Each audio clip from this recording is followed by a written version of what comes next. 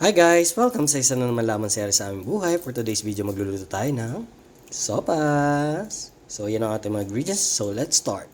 First, prito ko muna yung hotdog. Tsaka yung luncheon meat na natira kagabi. Yung naprito na siya, pwede natin siyang hanguin. Same kawali pa rin, maglalagay tayo ng margarine. Ngayon tunaw na yung margarine, lalagay na natin yung sibuyas. Mekos-mekos. Isunod na rin natin ang bawang. Tapos mekos-mekos ulit. Ayan, nagisa na ang ating mga aromatics. Ngayon, lalagyan na natin yung manok. Tapos, imekos-mekos. Na mekos-mekos ko na, lagyan natin na maraming paminta. Tapos, imekos-mekos ulit natin. Yan, naperito-perito na yung manok. Ngayon, babalikan natin yung hotdog. Tapos, mekos-mekos ulit. And then, na mekos-mekos na, lalagyan na natin ang ating macaroni.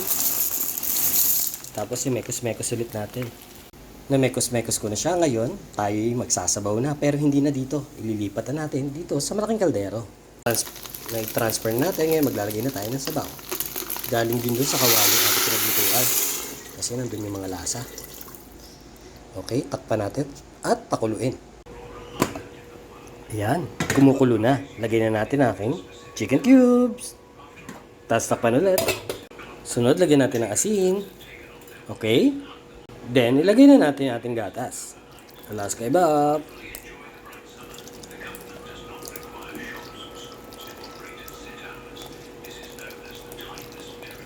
Parehong kulo, lalagay na natin ang ating gulay.